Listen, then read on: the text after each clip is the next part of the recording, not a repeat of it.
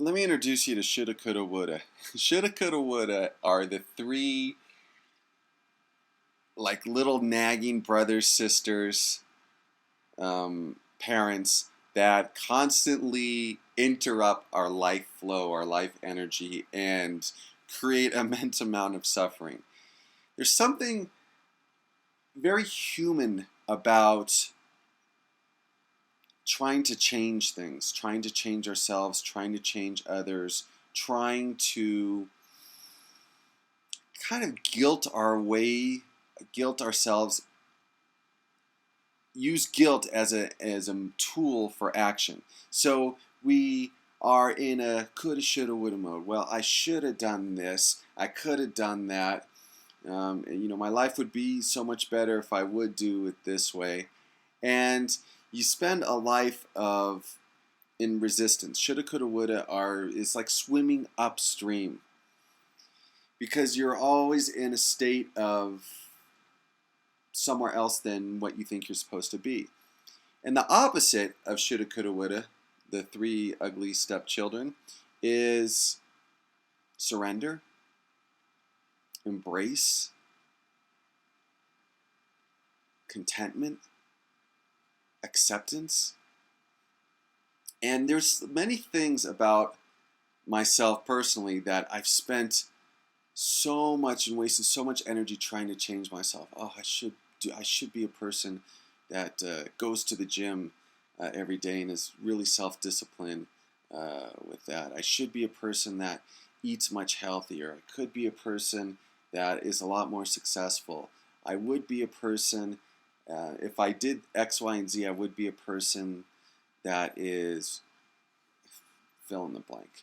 And so we spend our lives without even realizing, it's often in the subconscious level because this has been our programming from a very young age, shoulda, coulda, woulda, that we spend our lives in a state of non-acceptance. And when you're in a state of non-acceptance, there's going to be suffering. And why not say and embrace our flaws, embrace and love the flaws in other people. And you don't have to love them. No, just embrace them, accept them. And stop trying to change ourselves. We every time we try to change ourselves, we are saying we're not good enough as we are. We need to be better. We need to be different. We need to be more successful. We need to be happier. We need to be more popular. We need to be richer. And it's discounting or taking away our humanness and what joy there is in just being. We're human beings, not human doings, and surrendering to that. So if you're overweight, surrendering to that. Oh, it's okay, I'm overweight. If you're lazy, if you're not the person you think you should be, surrendering for that. And it's really a strange, ironic thing that happens. It's a paradox.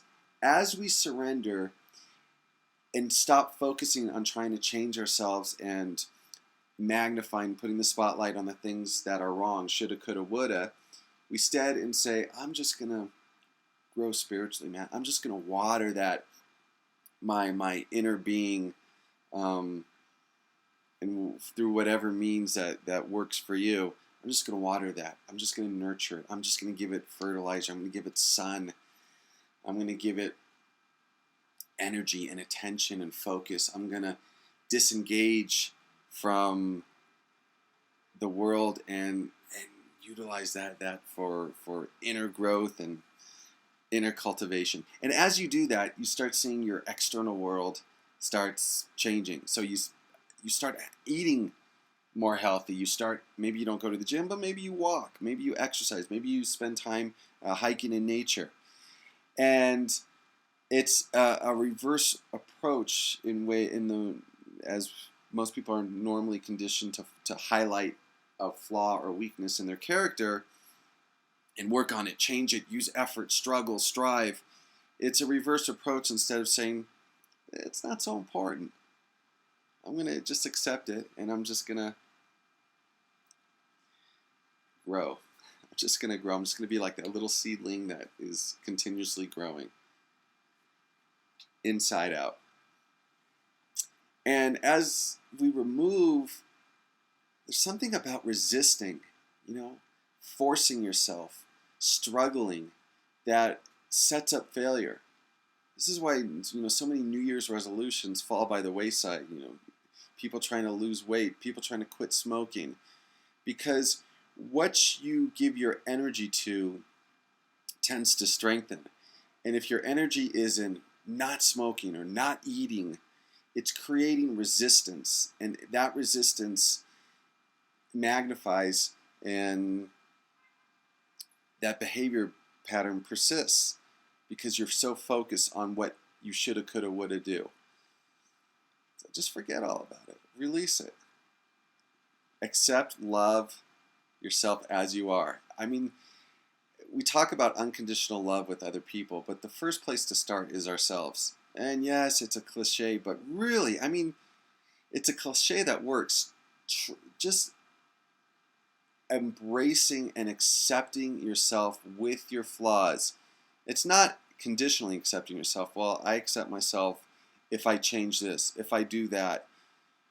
But you're not going to get it from the external world, or rarely will you ever get it from the external world. From a very young age, we are not taught, we are not shown models of how to unconditionally love others and ourselves. But forget about loving others unconditionally, because that cannot happen unless it starts within. And there's something just beautiful about being human and being flawed. It sounds crazy, but can you imagine if you were perfect, if you always said the right thing, if you always ate the right foods, if you always exercised regularly, if we're always loving? Life would be boring. So there's something really joyous about embracing our humanity, and instead of resisting it, we say, man, thank you. Thank you for my strengths. Thank you for my flaws. And it's that yin-yang. We don't appreciate the flip side of our flaws. There are benefits to it that helps empower our strengths. Without some of my flaws, I would never have evolved into the person I am today. And for a long time, I kind of beat myself up about certain areas of weakness. But now, when I embrace it, I realize it helps strengthen and empower my areas of strength. So the same thing works in life. Just give up fighting, give up struggling, give up the shoulda, coulda, woulda, and just rest and relax and be in a state of acceptance, observing your life, non-attachment. And this is the next thing we shoulda, coulda, do, woulda do, or try to do, is we say, okay, I'm not going to do you shoulda, coulda, woulda. I'm going to be non-attached. I'm going to stop struggling and efforting, and I'm just going to accept my life. And then when we can't do that, we go, okay, I need to accept my life. I can't accept my life. And I'm saying even accept that. Even accept that weakness or flaw within us. That we have the inability to accept the fact that we cannot stop using the word shoulda, coulda, woulda. It's okay. And accept that. And just, it's just such a breath of fresh air. Thanks for watching. Bye-bye.